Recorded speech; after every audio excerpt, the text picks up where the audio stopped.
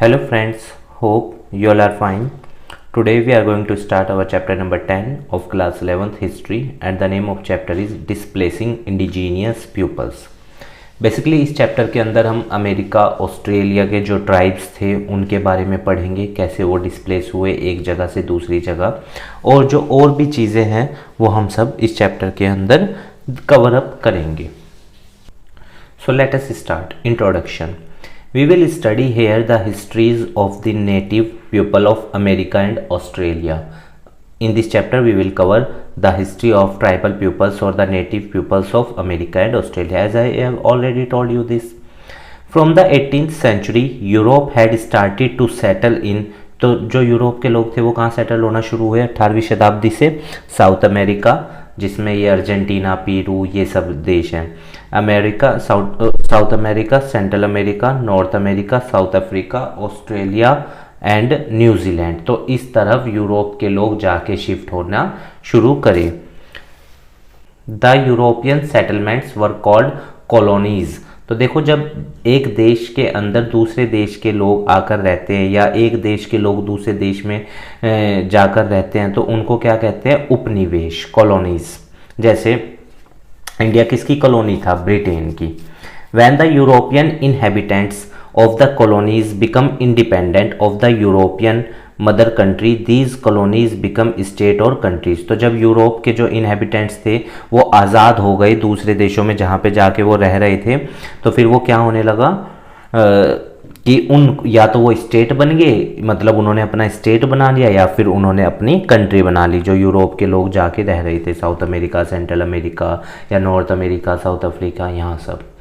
In the 19th and 20th century, people from Asian countries also migrated to Europe. तो 19वीं और 20वीं शताब्दी में एशिया के देशों के लोग भी यूरोप की तरफ माइग्रेट करने लगे. माइग्रेशन बेसिकली उसको बोलते हैं जब एक लोग एक जगह को छोड़कर दूसरी जगह जाके रिसाइड करते हैं for better standard of living और other specific reasons. Till the middle of 20th century, American and Australian history textbook used to describe how European discovered the Americas and Australia. तो 20th सेंचुरी तक American और Australian history की जो text book होती थी उसके अंदर ये बताया जाता था कि कैसे यूरोपियंस ने डिस्कवर्ड किया अमेरिका को या ऑस्ट्रेलिया को. They had mentioned the native people but they were hostile to Europeans. तो वो इनको मेंशन तो करते थे नेटिव पीपल्स को, पर यूरोपियंस को क्या दिखाते थे? शत्रुतापूर्ण, मतलब दुश्मन के रूप में. These peoples were studied by anthropologist in America from the 1840 से इनकी स्टडी एंथ्रोपोलॉजिस्ट कर रहे हैं अमेरिका के अंदर. Later from the 1960s, the native people were encouraged to write their own histories or to dictate them. This is called the oral history. तो जब उनको कहा गया कि 1960s के बाद से कि भाई आप लोग अपना भी इतिहास लिखो नेटिव पीपल्स को, कि आपकी हिस्ट्री क्या है, या मतलब ओरल हिस्ट्री के रूप में उसको बयान करो ताकि सारी दुनिया समझ सके, जान सके. Today it is possible to read historical work and fictions written by the native people. तो आज जो नेटिव पीपल के द्वारा लिखे गए फिक्शंस हैं या हिस्टोरिकल वर्क है वो सब आज पढ़े जा सकते हैं. And visitors can move to museum in these countries to see galleries of native art. और जो विजिटर्स हैं, जो टूरिस्ट हैं, अगर वो जाके म्यूजियम्स में देखना चाहते हैं तो नेटिव आर्ट्स को वो देख सकते हैं. The new National Museum of the American Indian in the USA has been created by American Indians themselves. तो एक नया नेशनल म्यूजियम अमेरिकन इंडियंस के द्वारा यूएसए के अंदर बनाया गया ताकि वो नेटिव इंडियंस की क्या जान सकें, हिस्ट्रीज को दिखा सकें, दर्शा सकें. European imperialism. अब देखिए इम्पीरियलिज्म क्या होता है? एक तरह की, जैसे नेशनलिज्म की भावना को जैसे आपने पढ़ा होगा 10th क्लास की हिस्ट्री में, इम्पीरियल नेशनलिज्म. तो इम्पीरियलिज्म एक नेक्स्ट लेवल होता है किसी आइडियोलॉजी को एक नई शेप देने का. The American empires of Spain and Portugal did not expand after the 17th century. तो जो अमेरिका के एम्पायर्स थे, जो स्पेन और पुर्तगाल के थे, वो 17th सेंचुरी के बाद एक्सपेंड नहीं करे. France, Holland and England began to extend. और ये लगातार बढ़ते रहे, आगे एक्सपेंड होते रहे. तो कैसे ट्रेडिंग एक्टिविटीज़ की वजह से उन्होंने कॉलोनीज़ बनाई, America, Africa and Asia. Asia में तो आप जानते हो इंग्लैंड की कॉलोनी, इंडिया भी था, अफ्रीका में, साउथ अमेरिका में, इस तरफ जैसे जैसे इंग्लैंड ने अपना एक्सपेंशन शुरू किया तो उसने दूसरे देशों को अपनी कॉलोनीज़ बनानी शुरू करी। The main purpose to establish colonies was, और अंग्रेज़ों का मेन पर्पज़ क्या था, दूसरी जगहों पे जाके कॉलोनीज बनाने का, ताकि वो बड़ा मुनाफा कमा सकें व्यापार के ज़रिए। ठीक है ना। 18वीं शताब्दी में इंडिया को क्यों कॉलोनी बनाया था? ब्रिटेन ने, जैसे पहले ईस्ट इंडिया कंपनी आई थी 1697 में, फिर 1664 में फ्रेंच ईस्ट इंडिया कंपनी आई, वो सब क्यों भारत के अंदर आए थे? ताकि वो ह्यूज प्रॉफिट अर्न कर सकें। In South Asia trading companies like the East India Company, देखिए ये आई थी हमारे यहाँ 1600 में, made themselves into political power में भी, और फिर बैटल ऑफ प्लासी 1757 हुआ, आप जानते हो। फिर 1857 की जो इंडिया में लड़ाई हुई, उसके बाद इन्होंने सारी पॉलिटिकल पावर अपने ही हाथ में ले ली थी इंडिया के अंदर। डिफीटेड लोकल रूलर्स को इन्होंने हराया, एनेक्स्ड देयर टेरिटरीज, और उनकी जो मतलब टेरिटरीज थी, एरियाज थी लोकल शासकों की, उन सब पे कब्जा कर लिया, छीन लिया, जीत लिया। कलेक्टेड टैक्स, लैंड ओनर से टैक्स इकट्ठा करते थे, ज़मींदार से अपॉइंट किए थे, आप जानते हो रैयतवाड़ी महालवाड़ी सिस्टम था वो सब इंडिया के अंदर। लेटर दे बिल्ड, रेलवे भी उन्होंने बनाना शुरू किया, जैसे इंडिया में 1850 में शुरू हुआ और 1853 में, या सुइज कैनाल बनाया 1869 में, 1869 में। ठीक है ना। Excavated mines and established big plantations, और बड़ी प्लांटेशन क्रॉप्स भी उगाई, जैसे आप जानते हो अरेबिका उगाई थी बाबा बुधान हिल्स में हमारे यहाँ। In Africa European traded on the coast, Africa के अंदर यूरोपियंस जो थे वो कोस्ट उस इलाके को बोलते हैं जो समुद्र से लगता है, तो वहाँ पे वो यहाँ इस वाले रीजन से व्यापार करते थे। Exception South Africa, and in the late 19th century they entered into the interior part of Africa, और बाद में वो अफ्रीका के अंदर तक भी उससे क्या करने लगे, व्यापार करने लगे, अंदर भी एंटर कर गए। जैसे इंडिया के अंदर भी तो वो 1498 में जब वास्को डी गामा आया था, या जो ये ईस्ट इंडिया कंपनी आई थी, तो इन्होंने सबसे पहले अपना ये जो हमारा आंध्र प्रदेश है ऐसा था, वहाँ से शुरुआत करी थी अंग्रेज़ों ने, फिर बंगाल में फैले, फिर पूरे देश में, इस तरह से। After this, Europeans signed an agreement to divide Africa as colonies for themselves. तो फिर यूरोपियंस ने क्या किया, एक एग्रीमेंट साइन किया और अफ्रीका को बांट दिया कॉलोनीज में। इवन आप देखो अफ्रीका के अंदर एपेर्थाइड सिस्टम भी चलाया था, काले और गोरे वाला अंतर, जिससे नेल्सन मंडेला ने फिर बाद में उसको मतलब उस प्रॉब्लम को सॉर्ट आउट किया था। The word settler is use for the Dutch in South Africa, South Africa में सेटलर शब्द किसके लिए यूज किया जाता था, डच के लिए। द ब्रिटिश इन आयरलैंड, ठीक है, ब्रिटिशर्स जो आयरलैंड में थे उनके लिए वहाँ यूज किया जाता था सेटलर शब्द। न्यूजीलैंड, ऑस्ट्रेलिया एंड यूरोपियंस के लिए अमेरिका में यूज़ किया जाता था सेटलर, जो दूसरे देश में जाके सेटल हो गए या वहाँ की टेरिटरीज पे उन्होंने ऑक्यूपाई कर लिया, तो वो लोग सेटलर कहलाए जाते थे। The official language in these colonies was English except in Canada where French is also an official language। तो अधिकतर कॉलोनीज में इंग्लिश भाषा चलती थी, पर फ्रेंच भाषा भी यूज होती थी कनाडा के अंदर, इंग्लिश के साथ साथ ऑफिशियल लैंग्वेज फ्रेंच भी थी। Names given by European to countries of the new world, तो यूरोपियंस क्या क्या नाम देते थे, जैसे अमेरिका को उन्होंने क्या कहा, first used after the publication of the travels of Amerigo Vespucci, के बाद इन्होंने अमेरिका नाम रखा। कनाडा का नाम from Kanata, village in the language of the Huron Iroquois are heard by the Jacques Cartier, इन्होंने रखा 1535 में कनाडा नाम। और ऑस्ट्रेलिया का नाम 16th सेंचुरी में named for the land in the great southern ocean, Austral, ठीक है ना, is Latin in for south, तो ये शब्द था, साउथ में इसका नाम क्या था, ऑस्ट्रियल, लैटिन फॉर साउथ में, ठीक है।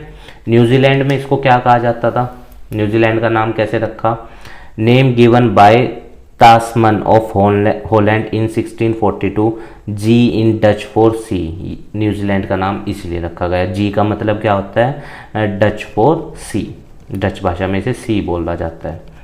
नॉर्थ अमेरिका के बारे में अब हम पढ़ते हैं। The continent of North America extend from the Arctic circle to the tropic of cancer, from the Pacific to the Atlantic ocean, यहाँ तक अमेरिका फैला हुआ है, ठीक है। ज्योग्राफिकल चीज़ें हैं, थोड़ा सा लर्न कर लेना।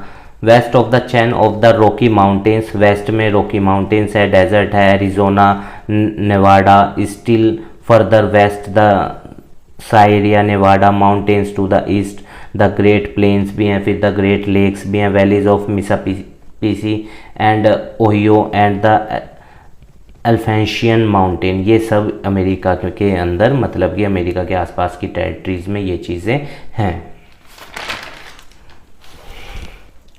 अगर हम साउथ की बात करें तो साउथ में मैक्सिको है, ठीक है।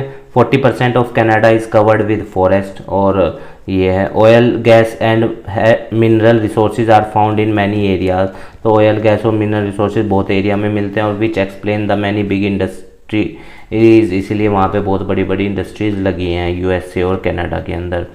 टुडे अगर हम आज की बात करें, wheat, corn and fruits are grown extensively and fishing is a major industry in Canada, तो ये सब चीज़ें कनाडा के अंदर उगाई जाती हैं और फिशिंग एक मेजर इंडस्ट्री के रूप में है कनाडा के अंदर।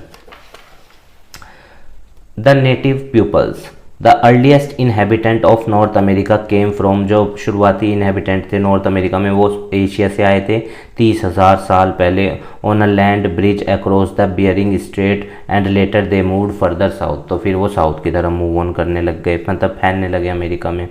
The population started to increase, और 5,000 साल पहले पॉपुलेशन बढ़नी शुरू हो गई। When the climate become more stable और वार्म, जैसे जैसे क्लाइमेट सुधर अच्छा होता गया और चीज़ें बदलती गई तो पॉपुलेशन भी क्या होने लगी, एक्सपैंड होने लगी। These people lived in bands in village along river valley, तो ये अधिकतर गाँव में या रिवर वैली के नज़दीक रहते थे ताकि पानी या और सब चीज़ें जो इनको सर्वाइवल के लिए चाहिए वो आसानी से मिल जाएँ। दे एट फिश, और ये मछली को खाते थे, मीट को खाते थे, या वेजिटेबल्स या मकई जो ये उगाते थे वो ये लोग खाते थे। कौन लोग, जो अमेरिका में आए थे दूसरी जगहों से, एशिया से। They often went on long journeys in search of meat mainly for bison, जंगली भैंसा ये खाते थे। This become easier from the 17th century when the native started to ride horses, और जब ये घोड़ों पे बैठ के शिकार करने निकलते थे तो इनके लिए शिकार करना आसान हो गया था, क्योंकि पैदल चलने में, इतना लंबा चलने में थकावट होती थी ना। They would not produce a surplus grain, they did not develop kingdoms and empires as in central और साउथ अमेरिका की तरह इन्होंने अपने किंगडम्स नहीं बनाए, अपनी चीज़ों को फैलाया नहीं, मतलब जितना ज़रूरत था उतना ही अपने पास, उतना ही प्रोडक्शन किया या उतना ही अपने सर्वाइवल के लिए चीज़ों को रखा। They did not try to control lands, ना इन्होंने भूमि पे अपना, ज़मीन पे अपना हक जताने की कोशिश करी कि, क्योंकि देखो क्या होता है, जब स्ट्रगल बढ़ता है और चीज़ों पे इंसान अपना हक जमाने लगता है तो फिर क्या होता है, चीज़ें बदलती हैं और कन्फ्लिक्ट्स अराइज होते हैं, ठीक है। They made formal alliances and friendship with other and exchanging gift, तो वो जनरली दूसरों से दोस्ती कर लेते थे और अलाइंस कर लेते थे, गठबंधन कर लेते थे और गिफ्ट्स को एक्सचेंज करते थे ताकि अच्छे रिलेशंस बने रहें। Goods were obtained as gift not by buying, तो जो सामान होता था वो गिफ्ट के तौर पे मिलता था, ना कि उस सामान को जो इनके यूज़ के लिए होता था खरीदा जाता था, ठीक है। Numerous language were spoken in North America and their earlier history were passed on from one generation to the next by orally, तो जो बहुत सारी तरह की भाषाएं बोली जाती थी नॉर्थ अमेरिका के अंदर, और जो इतिहास होता था वो ओरल हिस्ट्री के रूप में जनरेशन टू जनरेशन इतिहास को बताया जाता था, आने वाली जनरेशन को ट्रांसफ़र किया जाता था। They were skilled in craft and wove beautiful textile, और स्किल क्राफ्ट में बढ़िया थे ये लोग और कपड़ा बुनते थे। They could read the land, they could understand the climate and different landscape, इन सब चीज़ों में भी ये माहिर थे, ठीक है ना। जियोलॉजी भी मतलब कहने की है इनकी बहुत बढ़िया थी। Different terms are used in English for the native peoples, को अलग अलग नाम से बुलाया जाता है, जैसे aborigine native people of Australia, ab का मतलब फ्रॉम, ओरिजिन का मतलब बिगनिंग, एबो ओरिजिनल, अमेरिकन इंडियंस, इन सब के ये नाम आप देख लेना किसके लिए क्या यूज़ होता है, ठीक है। तो ये इम्पोर्टेंट भी है, एक तरह से कंपटीशन में पूछ भी लेता है, तो इसको आप अच्छे से देख लेना। अब हम आगे बढ़ते हैं। Encounters with European, In the 17th century, the European trader reached to the North America and welcomed by the native pupils. तो जब ये यूरोपियन ट्रेडर नॉर्थ अमेरिका पहुँचे तो नेटिव पीपल जो वहाँ के रहने वाले लोग थे उन्होंने इनका वेलकम किया, जैसे हमारे यहाँ हुआ था इनका अंग्रेज़ों का. They came from for the trade of fish and foods. Food होता है उसका, जैसे आपने देखा होगा वो क्या नाम अपना भेड़ की या इनकी जो फूड नहीं होता क्या, वो उसको बोलते हैं, ठीक है ना, जिसे कपड़े बनाए जाते हैं, रॉ मटेरियल के रूप में यूज किया जाता है उसको. They came for the trade of fish and food and got helped by the native who were expert at hunting. तो जो हंटिंग में अच्छे थे उन्होंने शिकार करके इनको रॉ मटेरियल प्रोवाइड करवाते थे नेटिव पीपल्स, किनको, इन यूरोपियंस को. The Spanish reached in South America for the gold. और स्पेनिश लोग साउथ अमेरिका में गए थे गोल्ड के लिए. Along the Mississippi river native traded with Europeans by exchanging items like handicraft और टोबैको. ठीक है ना, यूरोपियंस के साथ भी इन्होंने रिवर से क्या किया, व्यापार किया, टोबैको का या हैंडीक्राफ्ट का. अच्छा, इंडिया का भी हैंडीक्राफ्ट बहुत बढ़िया था, पर अंग्रेज़ों ने आके हमारे हैंडीक्राफ्ट को क्या कर दिया, एक्सप्लॉइट कर दिया. In exchange European gave the native blankets. तो बदले में यूरोपियंस क्या देते थे इनको, ब्लैंकेट, आयरन वेसल, गन या फिर जो अदर सप्लीमेंट्स चाहिए थे for bows and arrows to kill animals, ये सब चीज़ें बदले में देते थे, किनको, नेटिव लोगों को. They become addicted to alcohol. और ये लोग अल्कोहल के एडिक्ट हो गए क्योंकि यूरोपियंस ने दी थी. यूरोपियन गोट बेनिफिट, उन्हें इनका फ़ायदा पहुंचा और उन्होंने इनको ट्रेड के लिए क्या कर लिया, कन्विंस कर लिया. Mutual perceptions. In the 18th century, European divided civilized people in terms of literacy and organized religion and urbanism. तो लिटरेसी को इम्पोर्टेंट रूप में इन्होंने मतलब कि साक्षरता को दर्शाया कि ये देखो शहरीकरण या अच्छा जीवन जीने के लिए पढ़ना लिखना या अच्छा सिविलाइज्ड पीपल बनने के लिए पढ़ना लिखना आना चाहिए. According to them the natives of America appeared uncivilized. और इन यूरोपियंस के हिसाब से जो नेटिव पीपल थे अमेरिका के वो अनसिविलाइज्ड थे, उन्हें रहने खाने का तरीका नहीं पता था ये सब. French philosopher Jean Jacques Rousseau, such people were to be admire as they were untouched by the corruption of civilisation. और इन्होंने रूसो ने ये कहा कि ये लोग तो बढ़िया हैं, इनमें कोई करप्शन नहीं है, ये आपस में ज़मीन को लेके नहीं लड़ रहे हैं. बात रूसों की बिल्कुल ठीक है, कम से कम उन सिविलाइज्ड लोगों से तो बढ़िया है जो प्रकृति को नुकसान नहीं पहुंचा. जैसे सिविलाइज्ड लोग तो आप देखो आज वी ऑल आर सिविलाइज्ड, पढ़े लिखे हैं, सब कुछ है, पर फिर भी एक्सप्लॉयटेशन प्रकृति का कितना ज़्यादा हो रहा है. तो ये अनसिविलाइज्ड लोग ही ज़्यादा बढ़िया हैं जो धरती को बचा रहे हैं, आपस में लड़ नहीं रहे हैं, करप्ट नहीं है. ये चीज़ वो कहना चाह रहे हैं Rousseau. The English poet William Wordsworth described them as a living amid wilds, meaning that people living close to the nature had only limited power of imagination and emotional.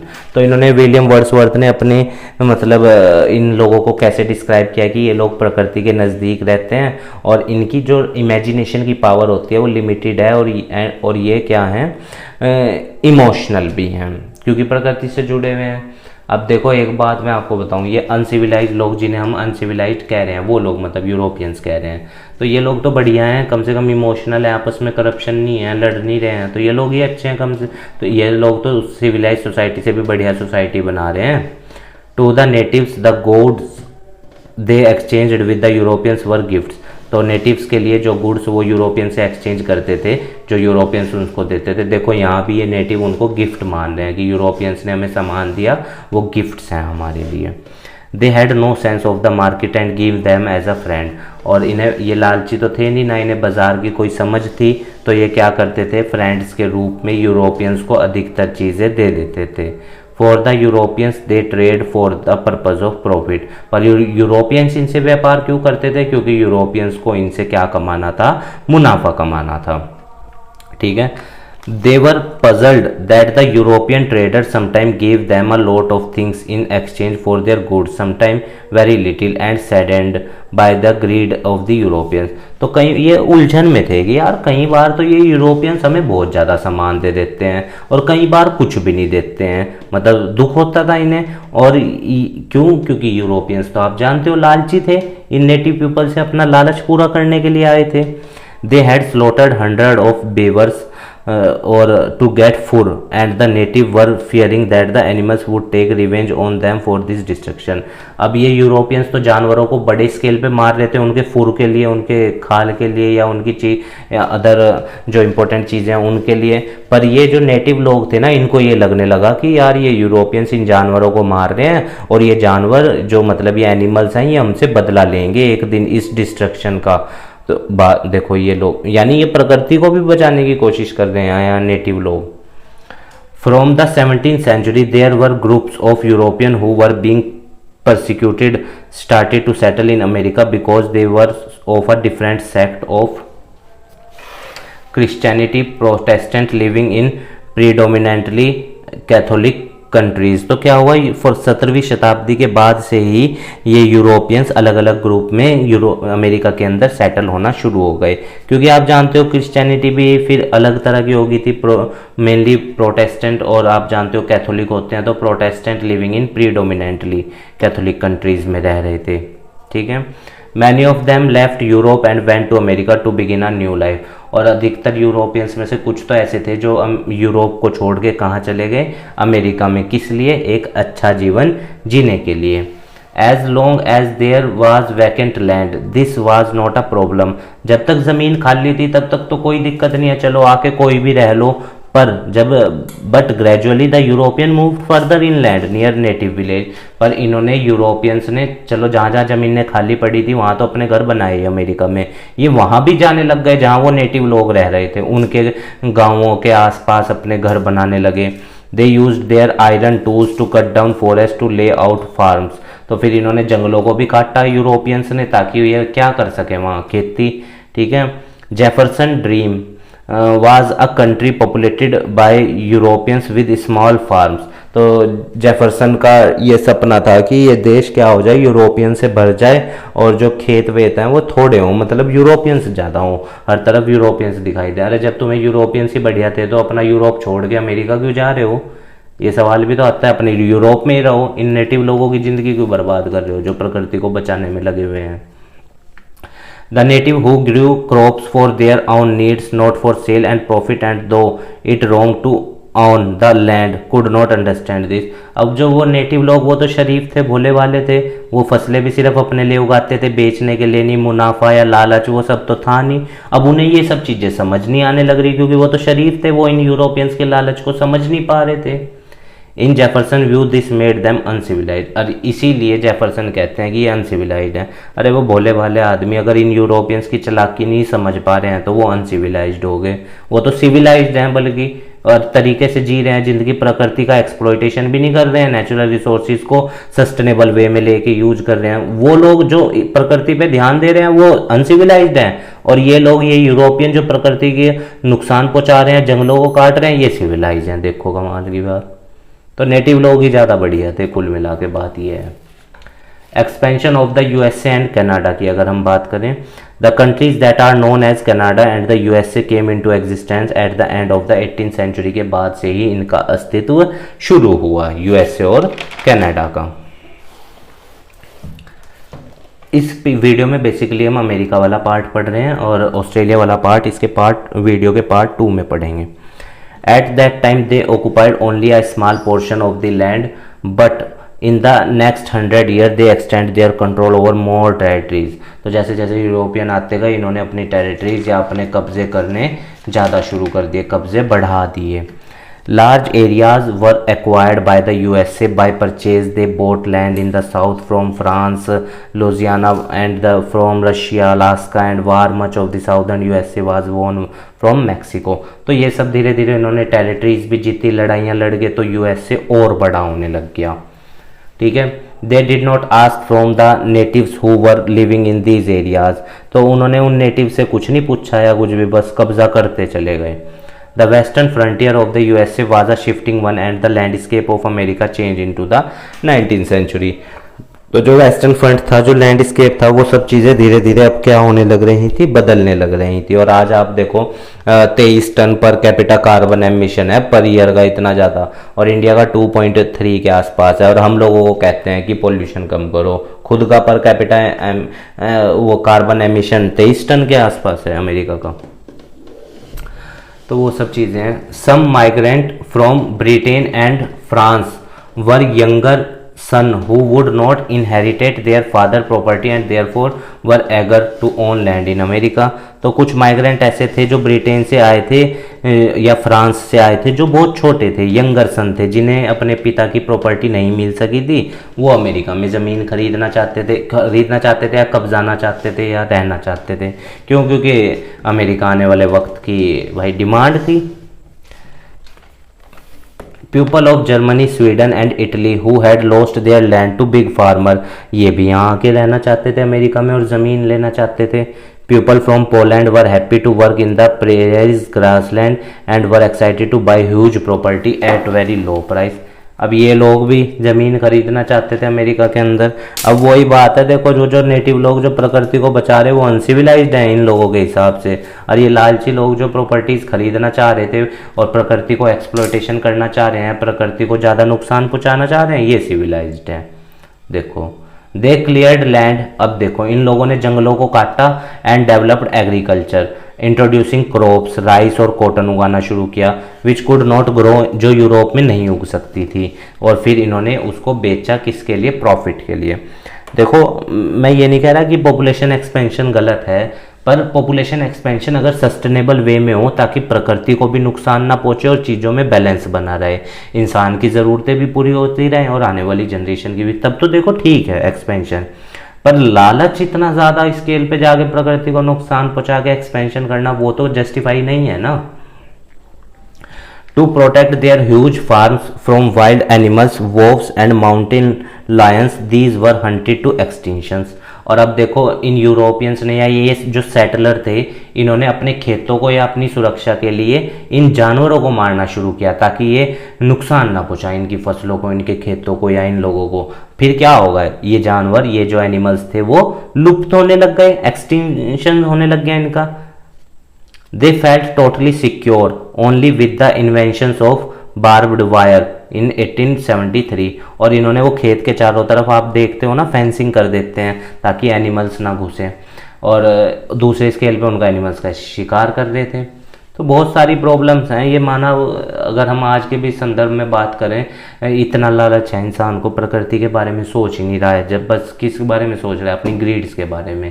तो देखो प्रकृति जरूरत तो पूरा कर सकती है पर प्रकृति लालच नहीं पूरा कर सकती, तो ये बात इंसानों को समझनी पड़ेगी। ठीक है। The climate of the southern region was too hot, पर जो साउदर्न अमेरिका था वो बहुत गर्म था क्लाइमेट वहाँ का। यूरोपियंस टू वर्क आउटडोर्स, और उनके लिए आसान नहीं था यूरोपियंस के लिए बाहर जाके काम करना। तो उन्होंने किसको? दास नहीं होते, एनस्लेव्स द नेटिव, तो नेटिव लोग जो वहाँ के रहने वाले थे, जिनकी वो ज़मीनें थी, जो लालची नहीं थे, जो सीधे साधे थे, उन लोगों को दास बनाना शुरू कर दिया। बताओ कमाल की बात। और they died in large number, और ये बहुत बड़ी संख्या में मारे गए natives. Plantation owner therefore boat slaves in Africa, Africa से भी खरीद के लाते थे। वो आपने उसमें पढ़ा होगा 10th क्लास की हिस्ट्री में, बाल्कन रीजन, वहाँ से वो वाला भी है, ठीक है ना area. Protest bye anti slavery groups, तो जो लोग इसके खिलाफ आवाज़ उठाते थे, ये वो क्या चाहते थे कि स्लेव ट्रेड, जो ये दास लोगों को खरीदा बेचा जा रहा है, इसको बैन करें। But the Africans who were in the USA remained slave as did their children, और वो लोग जो यूएसए के अंदर थे वो स्लेव ही बन के रह गए और उनके बच्चे भी दास ही बन के रह गए। आज भी देख लो आप यूरोपियन, आप तो चलो अमेरिका में इतना ज़्यादा डिस्क्रिमिनेशन नहीं है, पर फिर भी कहीं ना कहीं एग्जिस्टेंस होता है ब्लैक और वाइट का डिस्क्रिमिनेशन का। हालांकि अगर मैं इंडियन कॉन्स्टिट्यूशन की बात करूँ, आर्टिकल 15 याद रखना डिस्क्रिमिनेशन को बैन करता है, जो रेस यानी कलर के बेस पे किया जाता है। 4 तरह का है उसमें आर्टिकल 15 में, race, caste, gender and place of birth, और रिलीजन भी है। रिलीजन को उसमें आर्टिकल 25 से 28 में भी प्रोटेक्शन दे रखा है, और आर्टिकल 32 भी है, आप जानते हो, constitution remedies. The northern state of the USA did not depend on the plantation, अब नॉर्थ वाले इलाके में प्लांटेशन या स्लेवरी नहीं होती थी। आर्ग्यूड फॉर एंडिंग स्लेवरी, और इन्होंने भी स्लेवरी को ख़त्म करने की बात की। विच दे कंडेम्ड एज एन इनह्यूमन, क्योंकि ये अमानवीय तो है ही भाई। देखो एक इंसान को उसकी मर्जी के खिलाफ बेचना खरीदना तो अमानवीय है ही, ठीक है ना, इसमें तो कोई वो है ही नहीं शक। The 1861-65 there was a war between the state, तो इसलिए लड़ाई होने लगी कि स्लेवरी रहनी चाहिए, जो लोग इसको चाहते थे कि ये रिटेन रहे, ये ना ख़त्म हो, और जो लोग इसके खिलाफ थे उनके बीच में इनमें क्या हो गई, लड़ाई, और फाइनली स्लेवरी एबोलिश कर दी गई। द कैनेडियन, इसीलिए आप जानते हो आर्टिकल 19 में हमारे यहाँ फ्रीडम ऑफ प्रोफेशन है, 6 आज़ादी हैं आर्टिकल 19 में, उसमें से एक आज़ादी फ्रीडम ऑफ प्रोफेशन है, अपनी मर्जी से काम करने की स्वतंत्रता। The Canadian government had a problem which was not to be solved for a long time. In 1763 Canada had been won by the British after a war with France के से युद्ध लड़ने के बाद 1763 में कनाडा के ऊपर किसका राज हो गया, अंग्रेज़ों का। पूरी दुनिया को इन्होंने लूट रखा था यूरोपियंस ने, कमाल की बात है। द फ्रेंच सेटलर्स, अब जो फ्रेंच के जो सेटलर्स थे कंटिन्यूसली डिमांडेड ऑटोनोमियस पॉलिटिकल स्टेटस, ये चाहते थे कि हमें कनाडा के अंदर पॉलिटिकल स्टेटस मिले ऑटोनोमियस, और हमारे पे किसी ये यूरोपियंस का या ये ब्रिटिशर्स का इन्फ्लुएंस ना हो। It was only in 1867 that the problem was solved, तो 1867 में प्रॉब्लम सोल्व हुई, कनाडा को एक फेडरेशन के रूप में, संघ के रूप में ऑर्गेनाइज किया गया ऑटोनोमियस स्टेट्स के साथ।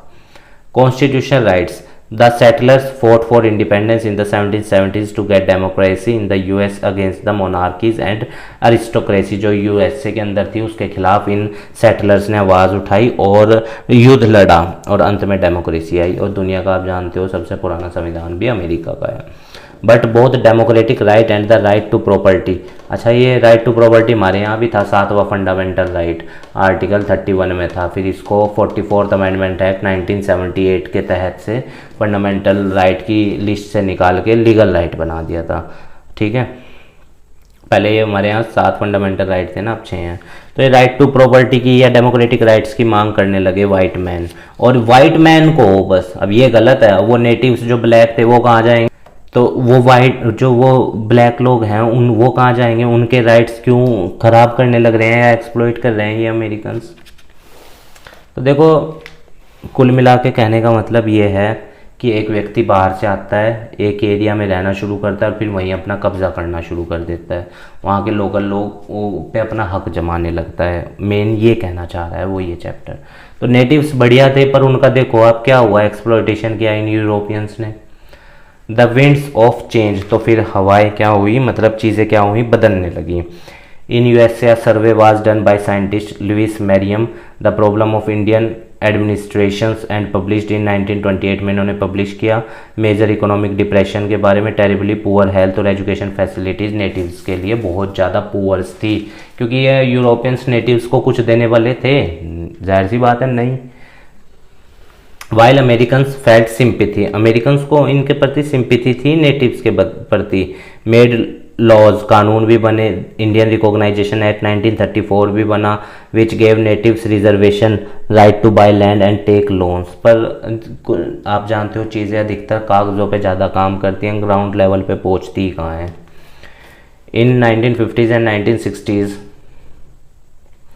the US and the Canadian government asked the native join the mainstream adopt European culture। क्यों भाई, क्यों छोड़े वो अपना कल्चर। अब ये देखो कैनेडियन और अमेरिकन गवर्नमेंट ने कहा कि भाई तुम अपना कल्चर छोड़ के इन यूरोपियन का कल्चर बना लो और तुम भी सिविलाइज्ड बन जाओ, वो वाले लोग जो प्रकृति को नुकसान पहुंचाएंगे। देखो कमाल की बात। But the native did not want, अब वो प्रकृति से जुड़ा हुआ आदमी वो कहाँ चाहेगा इन सब चीज़ों को, ये फालतू के दिखावा या लालच ये सब उसको थोड़ी चाहिए, वो तो प्रकृति के नज़दीक रहना चाहता है। इन 1954 in the declaration of Indian right prepared by USA a number of native people accepted citizenship of USA की नागरिकता अपना ली बहुत से नेटिव्स ने। And reservation would not be taken away, और रिजर्वेशन उनसे नहीं लिया, छीना गया, और ना उनके ट्रेडिशन, ये बढ़िया चीज़ है, उनके ट्रेडिशन में इंटरफेयर नहीं किया जाएगा, ये अच्छी चीज़ है। In 1969 Canadian government announced that they would not give right to native people. ये देखो ये फिर बवाल, अरे तो क्या जा रहा है उन लोगों को राइट देने में, वो तो और तुम्हारी प्रकृति को सेव कर रहे हैं और उनसे ही राइट छीन रहे हो, ये कह के कि तुम अनसिविलाइज्ड हो। अरे वो तो सिविलाइज्ड लोगों से अच्छे हैं, कम से कम प्रकृति को बचाने की तो बात कर रहे हैं। The native had a series of demonstration and debates, तो चर्चाएं हुई, डिबेट्स हुए। इन 1982 कॉन्स्टिट्यूशन एक्ट पास हुआ, एक्सेप्टेड द एग्जिस्टिंग अब original and treaty rights of the natives, ये पास हो गया और इन नेटिव्स को अधिकार मिल गए। संघर्ष किया इन्होंने भी, देखो तब मिले। अब जो ऑस्ट्रेलिया वाला पोर्शन है वो हम पार्ट 2 में पढ़ेंगे स्टूडेंट्स। तो देखिए गाइज, अगर किसी पॉइंट से हमने प्रोनाउंसिएशन गलत किया है तो उसके लिए क्षमा मांगते हैं, या कहीं पे कोई लिखने में एरर हुआ है उसके लिए भी हम आपसे क्षमा मांगते हैं। और देखिए स्टूडेंट, अगर कोई पॉइंट ऐसा था या वे ऑफ एक्सप्लेनेशन ऐसा था जिससे आपकी कोई भावना हर्ट हुई है तो मैं आपसे क्षमा मांगता हूँ। मेरी कोई इंटेंशन नहीं आपकी किसी भावना को हर्ट करने की। चीज़ें लिखी हुई हैं, मैंने जस्ट एक एक्सप्लेनेशन की कोशिश किया, मैं भी एक लर्नर ही हूँ। तो अगर आपको ऐसा लगता है कि ये पॉइंट किसी और वे में एक्सप्लेन होना चाहिए था तो आप हमें कमेंट बॉक्स में उसके बारे में बताइएगा। बाकी ऑस्ट्रेलिया वाला पॉइंट हम अगले वीडियो में कवर करेंगे। आप स्वस्थ रहिए, खूब लाइफ में आगे बढ़िए, खूब नाम कमाइए, खूब तरक्की कीजिए, इस देश के लिए अच्छा कीजिए, समाज के लिए अच्छा कीजिए। ठीक है स्टूडेंट्स, स्वस्थ रहिए और वीडियो को लाइक भी कर देना, अपने दोस्तों के साथ शेयर भी कर देना और चैनल को भी सब्सक्राइब कर देना ताकि हम भी थोड़ा बहुत ग्रो कर लें। ठीक है स्टूडेंट्स, धन्यवाद।